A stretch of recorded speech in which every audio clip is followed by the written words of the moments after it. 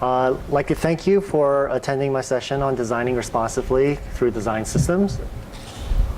My name is Gordon Ng. I am the Director of UX and Web Development for JBS International.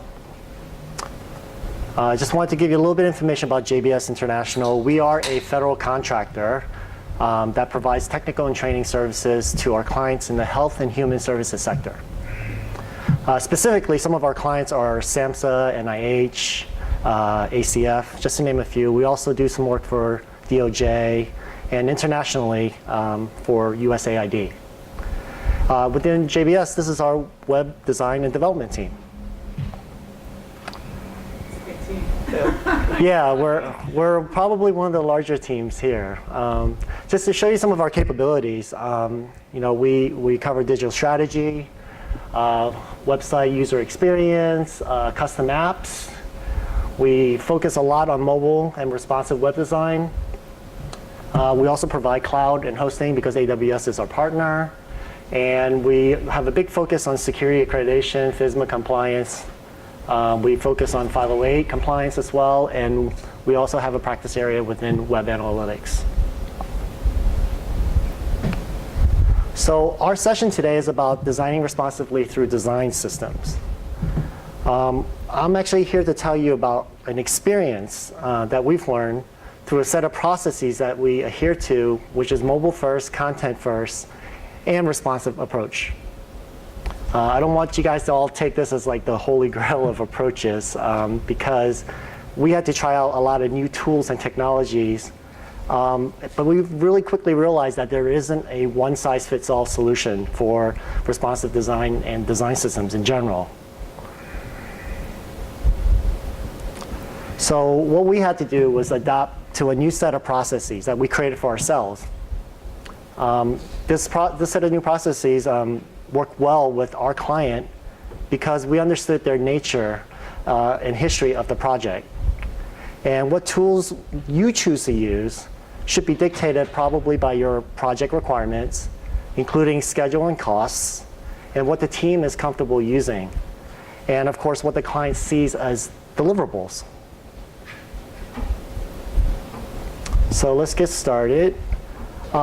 Here's the same excerpt from the digital government strategy that Ethan Marcotte talked about this morning. So what does this mean to us? Well, this digital government directive came out in May 2012. And it basically calls for agencies and contractors to build sites and applications to leverage best practice and to use best of breed technologies and tools. So this really opened our eyes as we saw this as an opportunity to change our current process and apply these tools and technologies to our projects. For the purposes of today, we will be talking about a case study. The case study that we're using would be the Go for Life website redesign. This Go for Life website redesign was a project initiated by the National Institute on Aging from NIH. This project, at the same time, it satisfied a campaign to support one of their publications. The publication name was called Exercise and Physical Activity, Your Everyday Guide from the National Institute on Aging. Their goals for this site was to motivate adults to exercise and live healthfully while providing evidence-based information to support behavior change. What I'd like to precursor is that this case study, we worked with a client that's from the print world. And for those of you who understand what that means, they dealt with a lot of printed publication.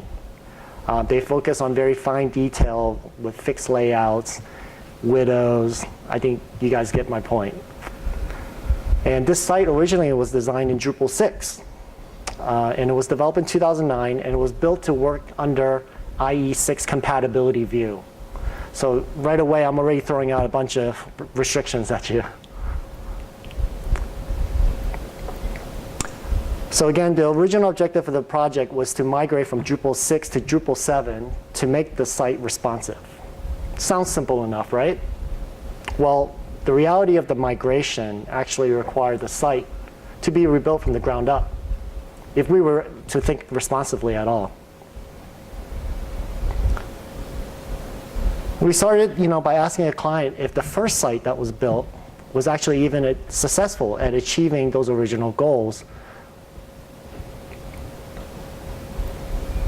But before we start, I'd like to take sort of a metaphorical look back at some of our lessons learned in general.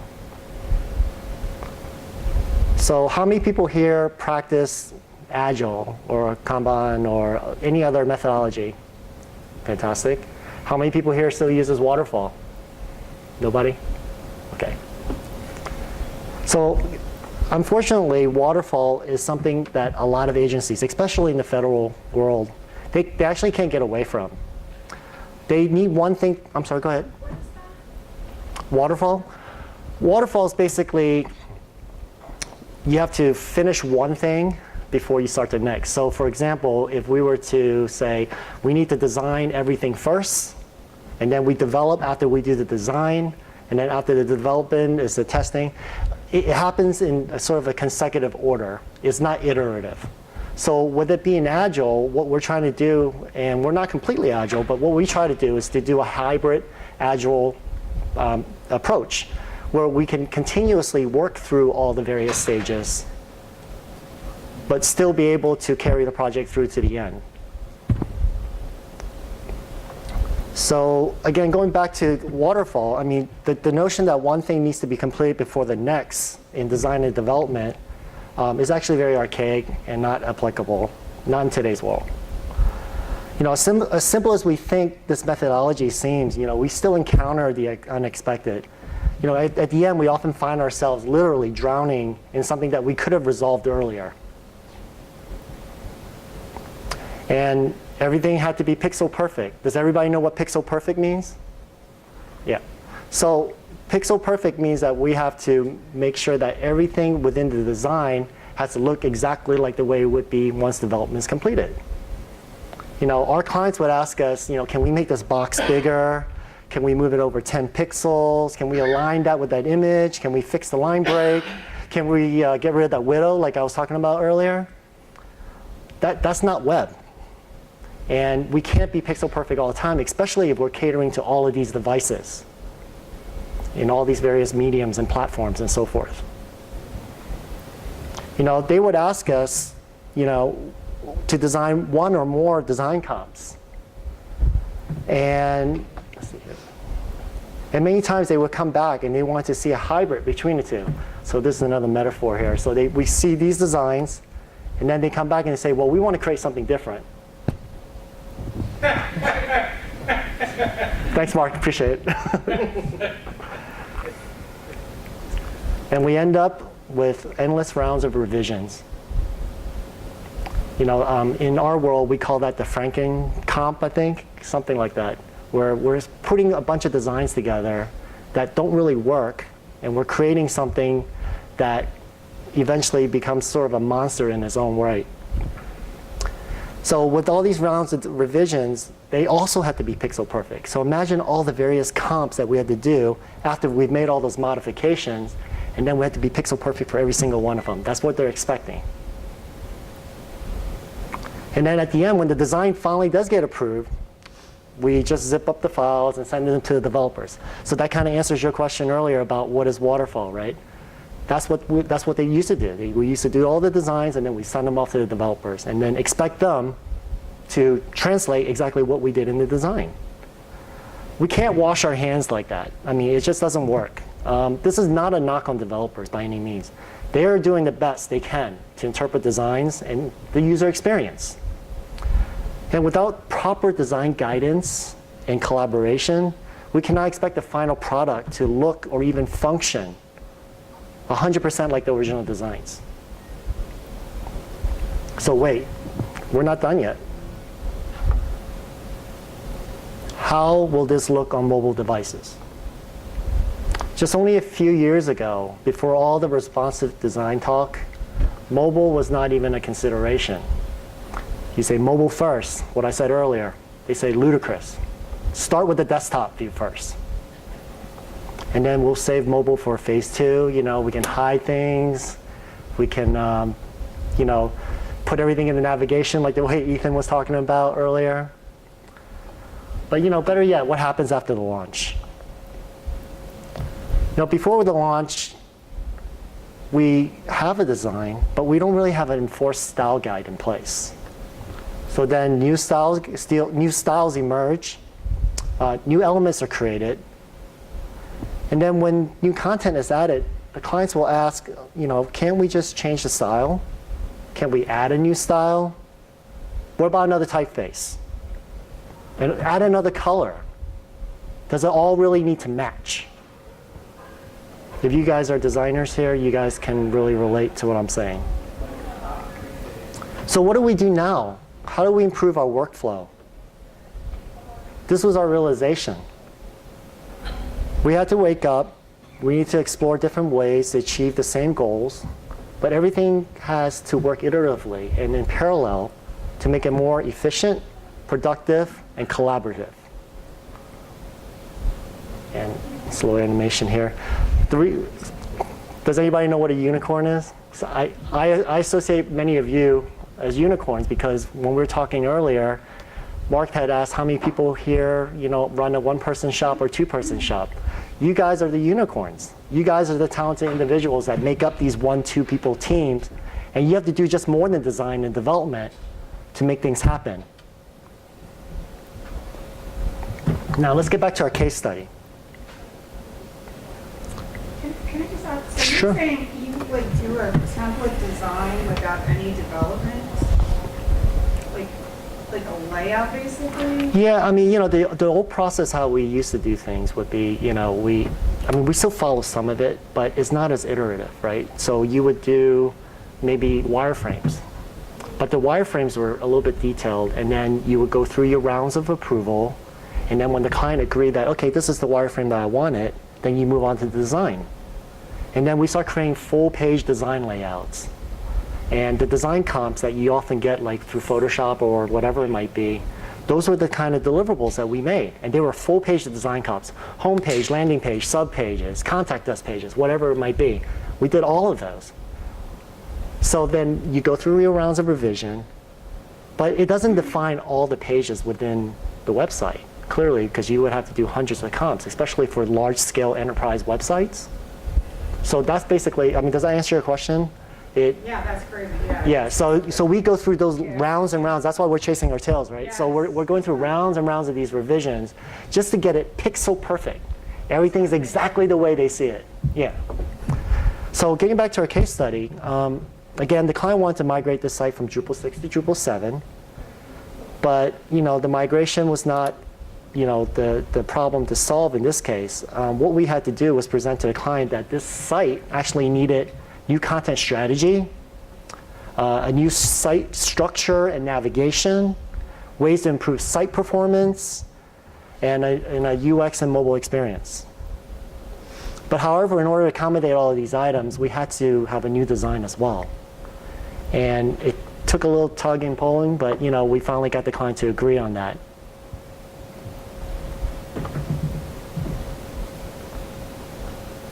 I'm sorry, so that was the last slide, sorry about that. So now in order to do this, we had to adapt to a new workflow and implement a new set of processes to help guide us through this migration and redesign.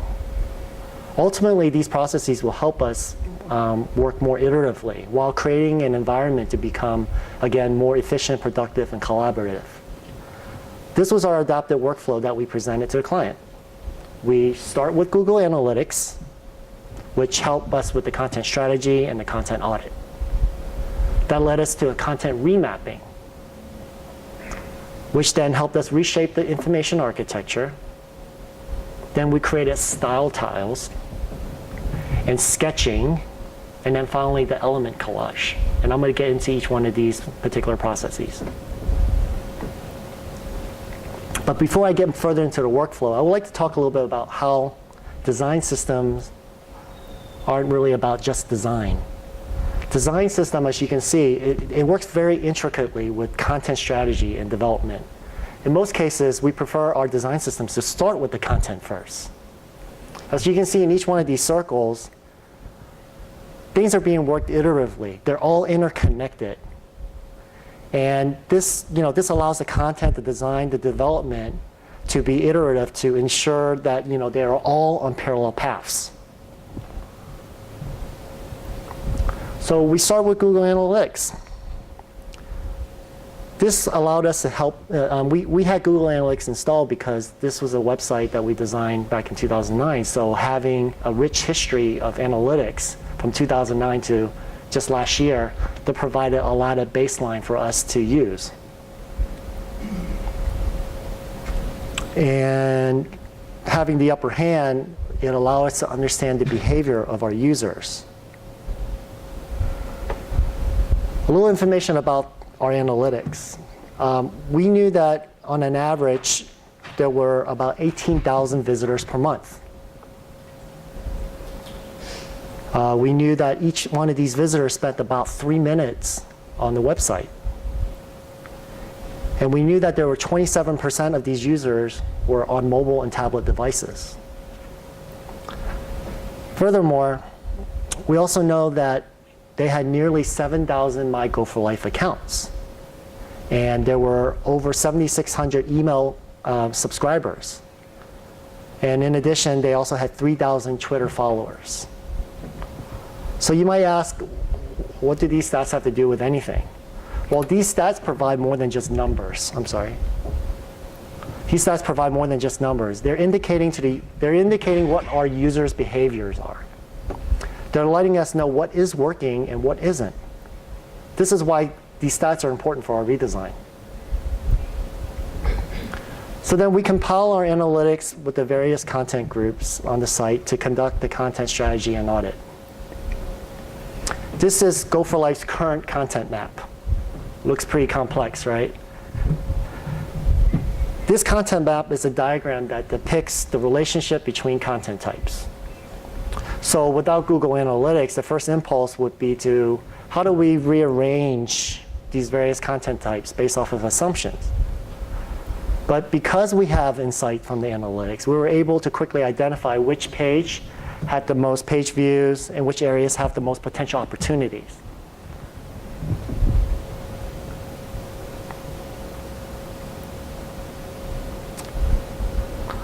I'm sorry.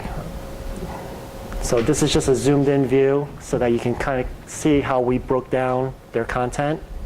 And black numbers there kind of indicate what the number of page views per month and what are the and what is the bounce rate at the same time. And a lot of these you can see there were, sorry, can you hear me? A lot of these had very high bounce rates, but we don't see those as like pages that are failing. We see those as opportunities. How do we better improve those pages so that the overall users can visit the site and be able to understand all the context of the site? So, and also by taking a closer look, we found that users want to learn more about Go for Life's 4 types of exercises. These are kind of content groups and content types within Go for Life's website. They also wanted to visit Go for Life's Try These Exercise pages and discover Go for Life's resources. But with the good comes the bad. We also found that the site was very siloed. It was overlapping, hard to find. Information was just hard to find, not engaging the users, and it was not encouraging return visits. As an example, here's where the navigation, where the Get Started and the Stay Active have content overlap. You have 2 sets of navigation here, but they had the same, sub-navigation that they were pointing to the same places. And these were in 2 separate areas, right next to one another. Here's an example of long list views that are not engaging. So they had all these tip sheets and publications, I think 70 or 80 to be exact. And we just put them as a list. The tendency for any one of us is just to click the first few and see which one works. But if it's not engaging and they click on the first one, it doesn't match what they're looking for, they're going to immediately bounce off this page. And that's why we had a really high bounce rate on this page as well. Here's an example where content is hidden. We're forcing people to select to get information. Right here, they have to kind of click on the answer to find out, an answer to the question. I don't think we should have to do that. because the idea of the web is to try to present as much information as possible up front without too many number of clicks. We also have problems with inconsistent labeling. What are they, organizations or partners? That was a complete disconnect. So they had a lot of fallout with the organizations themselves. So once we identified and understood where all the issues were, our goal was to remap the content accordingly. So here it is again before we remap the content. And this is what we actually came up with after we did remap the content. This helped the site become more streamlined. It eliminated the redundancies. It bubbled the content up to the top.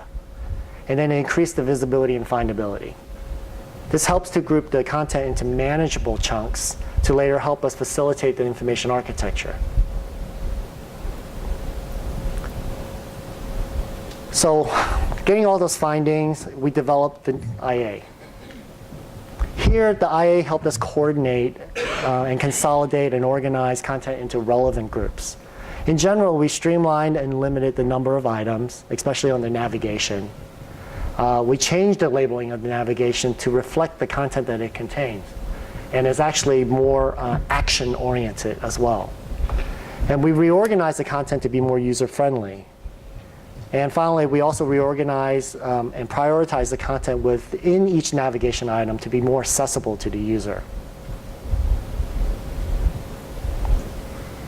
That's just the bottom part of the navigation. It does seem a little complex, but the idea is that we did streamline at least the main navigation to show that how some of these other subcategories would fall underneath it. After the IA, we introduced style tiles. Does anybody know what style tiles are? Great. You're going to ask, like, what are style tiles? Why do we use style tiles? And what are the benefits? Well, here are some examples of style tiles from the creator, Samantha Warren. According to Samantha, style tiles are design deliverables consisting of fonts, colors, interface elements that communicate the essence of the visual brand for the web. She believes that style tiles help form a common visual language between the designers and the stakeholders. So the benefits here are to present clients with interface choices without making that investment into multiple Photoshop mockups. Here's a little quote from Samantha. She said that style tiles are for when mood boards are too vague and comps are too literal. Style tiles establish a direct connection with actual interface elements without redefining layout. So before we started our style tile options, we identified what Gopherlight's current colors were, what their headers and buttons and image styles were, because this is a redesign after all. We started coming up with various options. Like in this first option, we took a smaller step because we wanted to work with the client. We wanted them to understand that, hey, we know that there's certain branding that's involved. There are certain colors that are in place. So we took a smaller step and we kept this style tile closer to their current site. And then we added some more modern graphical elements. We also introduced just maybe one complementary color. We also suggested specific kind of web interface, web typefaces. And then we use flatter colors because we're trying to practice more flat website design colors. So then for our second option, what we did was then we started suggesting a more refreshing tone, something to introduce, a new color palette. This is just to start to get them to think, how their site would look like with new image styles or typefaces and different styles of buttons. And then finally, we provided a little bit more bold and colorful tone. Then we identified the primary and secondary color palettes along with different typefaces. And at the end, they ended up choosing this option. These style tiles helped us quickly establish that tone that the client was looking for by encouraging them to stop focusing on the details. And that's the Photoshop comps that you were talking about, that I was talking about earlier. Before I get to the next process, I want to talk a little bit about atomic design and what that is. Does anybody here know what atomic design is? Mark? So atomic design is Brad Frost's methodology for creating design systems. He basically describes that there are just 5 distinct levels in atomic design. We have atoms, molecules, organisms, templates, and pages. So you're probably asking, well, what does all this have to do with it? Well, Brad mentions that most design systems have more of a focus on like the color, the topography, grids, texture, etc., which is good. But we don't talk about the fundamentals of the specifics within a website. You know, he talked about searching for inspiration and parallels, and so he sort of took a chemistry stance. And he thought that, you know, everything is comprised of, that is of all matter comprised of atoms. And those atom units bond together to form molecules, which turns to combine into more complex organisms to ultimately create all matters afterwards. So basically what he's saying is that, you know, every little part of the website, there are hundreds of atoms on a website. And atoms can be like HTML tags, such as a form label or input or button. And on any single web page, like I was saying earlier, you can have hundreds of these. And breaking it down even further, atoms can also represent abstract elements like color palettes or fonts. But when you look at these atoms right here, they're not particularly helpful or useful by themselves. They serve as a reference in context for the pattern library, as you will see all your global styles laid out at a glance. Then what are molecules? Well, naturally, molecules are made up of atoms. So when you take like the label and the form and the button, you start putting them together, those become molecules. So in this level, Brad mentions that molecules are groups of atoms that bonded together and basically are the smallest fundamental units of a compound. These molecules take on their own properties and serve as a backbone for our design systems. Referring back to the atoms level, now you see how the form and the buttons and the label, right here, there's an action that's being created right now. When they're individual, there are no actions. From molecules, it leads us to organisms. While molecules begin to form as the foundation for building blocks to work from, we can create organisms by combining molecules together. Essentially, organisms are groups of molecules joined together to form a more complex and distinctive section of an interface. So this is just a header. So that's one section of the interface. He goes on to describe, and obviously logically, you get into more of a template view. The templates consist of a group or groups of organisms stitched together to form these pages. This is where we see design coming together in more of a layout form.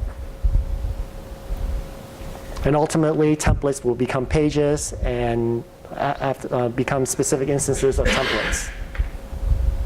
Any questions about atomic design? So getting back into our steps here, after the style tiles, we begin our sketching and establishing site-wide patterns process.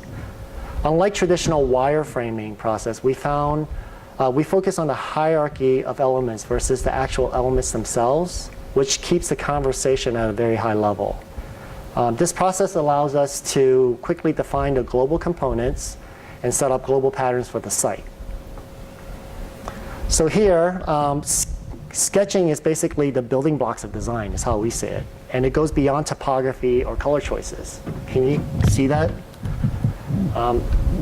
Here you see sort of a responsive layout that we did for the Go for Life website.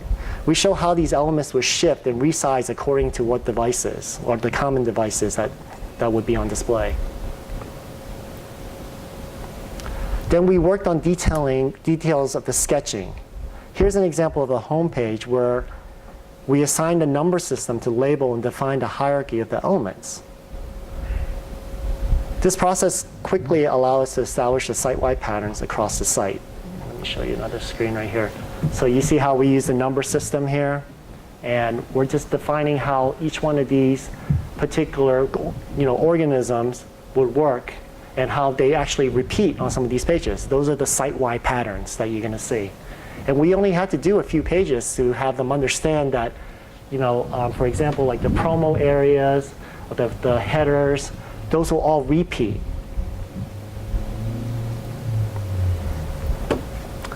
Now that we set the tone through the style tile and established the site-wide patterns through the sketching, this became the foundation for us to define the details of the element collage. Here are a few examples of an element collage from Dan Mall for his Reading is Fundamental project. This is what Dan Mall said about element collage. He said that what we're looking at isn't a final design, but rather assembly of disparate pieces without specific logic or order. So what we did was that we clearly identified what the old header and footer was. And our first step was to create and provide footer and header options. And here's our, I don't know if you guys can make it out, but we created our options so that they could actually be interchangeable. Option 1, 2, and 3. And then at the end, they selected a combination of like options 2 and 3, which work well together at the same time. That led us to start creating hero image areas. This was their old hero image area. And we started introducing new ideas for hero image areas. And obviously, this is all based off the hierarchy of elements through the sketching process. Then we started creating secondary items. We identified what their old items were and how we would present the new ones. We get into promotional items, and then we start suggesting new ideas for how new promotions will work like. And of course, we also introduce a new iconic system to describe various parts of the website. So altogether, this creates an element collage. As you can tell, it doesn't look like a website, but it gives you the appearance that these are web components. If we were to put all these on a web page, it would actually turn into a website. But we don't want the client to focus on that. We want them to focus on individual pieces. And that helped push us along in our process, because once they approved the header and footer, the next items that we showed them, they didn't have to focus on the header and footer anymore. They can start focusing on the real estate that's in between it. They start focusing on the specific promo areas and the hero images. But of course, what we did do at the end was that after everything was approved, we want to show them how it looks like together, how it all works together. And these are the elements that assemble the full page. As you can see, with the icons along with the promos, the hero image, these were things that they finally approved. Yes, question?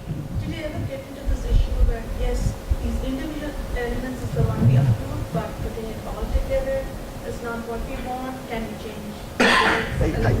Yes, we've had a little bit of that.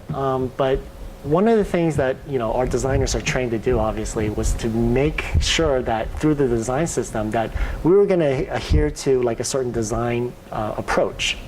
So as we're showing this to them, we're still showing them previous versions of what they approved and how the components will work, because these are all patterns, right?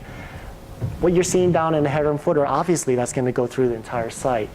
These kind of promotional areas will always happen. So they're not surprised at all, because the next time you show them something different, it's not designed as different, it's just a different component that's part of it. So we make sure all the components work with one another. Does that answer your question? Yeah. So this goes back to recapping on the atomic design process here. Essentially we applied atomic design into our design systems approach. We basically have been following Brad's methodology. I think you have to kind of do what's best for you, but having this sort of as the basic fundamentals, and it's sort of more of a conscious way to think about how your website breaks into the specific parts. You think about how to build websites very differently. His atomic design approach methodology provides a clear systematic breakdown for identifying what design system should entail, so clients and team members can appreciate the concept and the steps that we lay out for them. So we actually present these concepts to our client way ahead of time. We tell them that we're going to be providing things in little increments. So there are a lot more deliverables involved. So when I was saying earlier how we used to, hey, let's just do all the wireframes and then we show them, they approve it. And then we make revision, they approve it, and we move on to the next one. It's not like that. They get to visualize and experience every single step of the way as we're building the site. To them, it may be more steps, but it's beneficial because they're part of the team. They're just not hiring us to do all the work. They want to be involved, especially if they're developing the content as well. They need to see how the content fits into the overall framework. So obviously by using the system, we were able to promote consistency and scalability and showing their final context simultaneously. And that brings us back to this chart again, where we have client and some of our internal team working on content. It's not always completed. That's what we have. Every single project that we've worked on, the client never delivers the content 100% of the time. We'll always have to work with them. But knowing what we're going to work with ahead of time and how we're going to structure it along with all the content remapping that we did earlier, that allows the design system to work with the content and in parallel with the design, with the development. Because the development team, while we're going through all the designs and approving certain things, they're actually working on content types, the taxonomy, just general site building. So they're setting the stage for us to start applying the theming and all the CSS work that we're going to do on top of that. And with the client approving every single step of the way, it actually helped us, like I was saying earlier, eliminate the surprises that we often encounter. And here's a couple of my designers and developers. So we start to, we've always had that battle of like, designers should do this, developers should do that. But instead, they're doing it together. So going back to that content, design, and development graph that you just saw earlier, our design and development are happening at the same time. This, obviously helps us establish better communication, better collaboration, and also to reduce the confusion. If you guys remember the square peg and the round hole graphic earlier, that's what we don't want to do. We don't want to just hand off the files to our developers and expect them to do the magic that they normally do. We have to work with them to make sure that we articulate exactly how our design should work and function, what the user experience should be. So I want to talk a little bit about Brad Frost here. He said that his approach when he finished the TechCrunch website, he said that our approach was not waterfall or agile, but more of a hybrid. He said that this process combined provided us with an approach that worked well with his client, which makes sense for us because that's exactly what we did. We try to incorporate the client into our processes. We try to have more iterative rounds, which sounds like more deliverables, but in reality, it helped us clear out a lot of confusion in the beginning. This is sort of a sneak peek at our website that's actually to launch next week. And to recap our processes, you want to start with Google Analytics, which helps with the content strategy and the content audit. That led us to the content remapping, which reshapes the information architecture, ultimately to style tiles, and sketching, establishing site-wide patterns, and then finally the element collage. Our takeaways are that use Google Analytics to get an upper hand on what the user's behaviors are. It's a free tool. Download it, put it into your pages, even if they don't ask for it, because you're getting stats. You're getting these analytics back. That's valuable information. Then you want to conduct an audit and visualize where the current structure is and what you can do to improve it. Then you want to remap the content to be more streamlined, eliminate the redundancies, bubble up the content, and increase the visibility. And then you want to create an information architecture to consolidate and organize content into relevant groups. Use the style tiles that we talked about as the communication bridge to help set the tone for websites without focusing on the details. And when you have time, go to Brad Frost's page and understand what atomic design is all about. Use sketching to help quickly define the global patterns and focus on the global components instead of the page-based designs. Create element collage to detail out variations of the design elements without creating full-page comps. So overall, this helped with our envisioning process. It helped it to become more transparent. It helped with delivering, there were more types of deliverables. We were more agile, and we had more frequent updates and reviews. Additional takeaways, because we're all learning here. This is not like a hard set of rules that you need to follow. Obviously, your project's going to dictate how many of these deliverables you can actually incorporate. But what we have learned out of this process was that we probably could have incorporated a living style guide or even a wireframe prototype earlier on in our process. For the style guide, we could have included the markup and the CSS for the designers to maintain and the developers to implement. From our experience also, because this was a Drupal project, we found that prototyping within Drupal wasn't exactly easy. Before wireframing Drupal, you actually need to create the content types and the taxonomies just to build simple blank pages. And at that point, you're already site building. It's not really prototyping at all. But on the other hand, we could have used external tools like Twitter Bootstrap or Zurb Foundation. Just in general, there's just not a magic bullet to repurpose a style into a Drupal theme. But I do have to say, though, after being here in Minnesota for a couple of days and speaking to some of the other developers about their open source systems, there's a couple of options now for us to actually explore how to do prototyping using other open source systems that are much simpler than Drupal. And lastly, Ethan talked about it earlier today. Think in terms of percentages, not pixels, because in order to do responsive design, you're catering to hundreds and soon to be thousands of devices.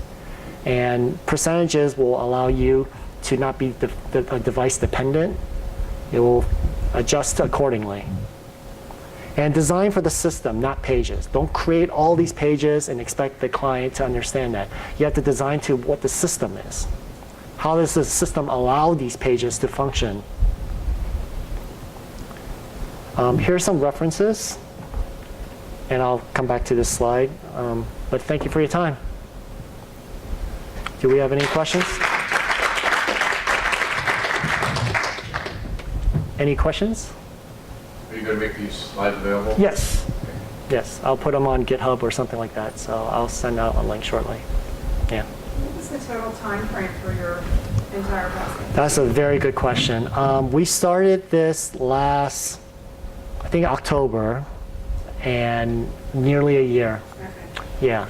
Did they have a time in mind? Or Yes, we were supposed to launch in July. So, yes, I'm talking about the set of processes and how it can help you, but the reality of it is that there's still client interaction, and a lot of the delays were created by still a lack of understanding of responsive design. This project should have launched about a month and a half ago, but it's due to launch next week because now that we also want to rebid for this particular contract, so that kind of gave us a little bit of a leadway. Before we were trying to sort of force fit a deadline prior to a contract ending because we were unsure about the contract. So there are other factors that play into it. But because we have a little bit more time, we've extended the deadline. We wanted to make sure that we had the best practice in mind, using all the industry standards, and making sure that the user experience is there in all devices. But not everybody's going to have enterprise-style projects like this where they can go on for like a year or even 6 months. A lot of what we do, the projects range between 3 months to a year. But on an average, they're probably a good 6 months in development. I think, Gordon, one of the other benefits of design systems can also be a way to better communicate with vendors. That's right. We as contractors interact with government clients quite frequently, and oftentimes there's a disconnect. And it's a disconnect because oftentimes we'll do a design, we'll go away for 3 months, and then there's this big reveal. And the client either has to accept it or let's get that zebra, together. But this really opens up the design and development process. Right.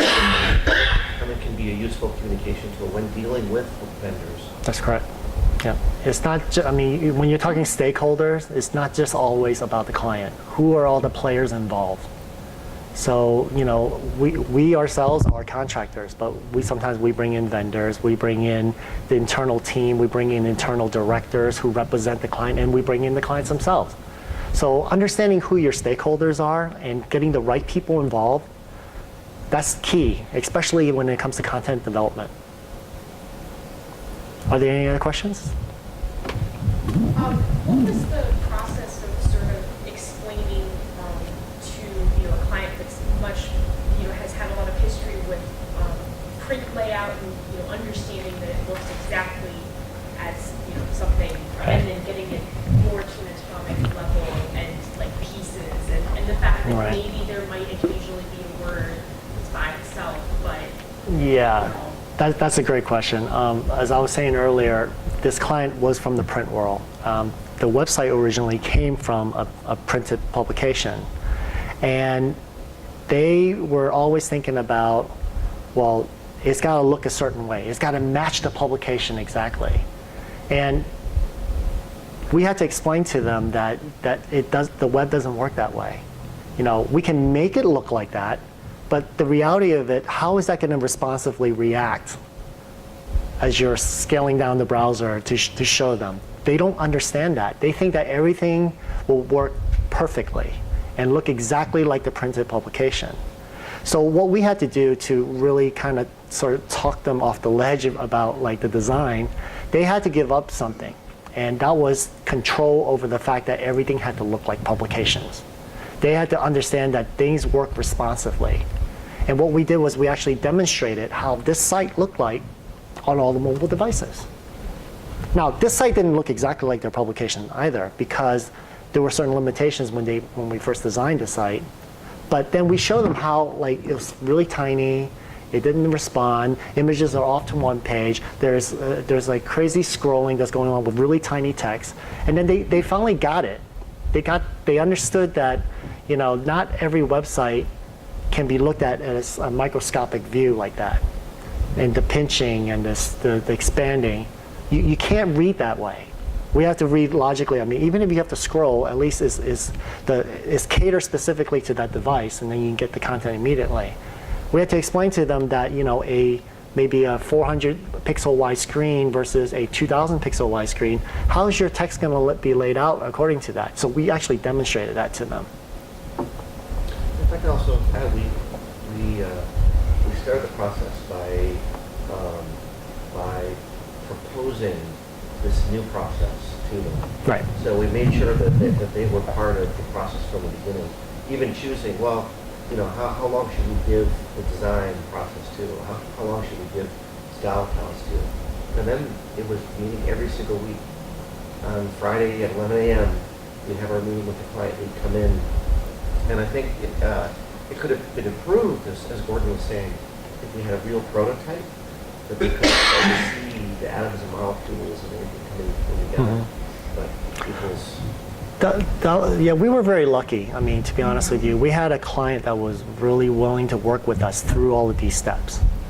And that's why I was saying earlier that, it really depends on the project requirement and how your clients react to this many number of deliverables. I mean, if you start counting our deliverables, we were well into like 100 deliverables by the end of this project.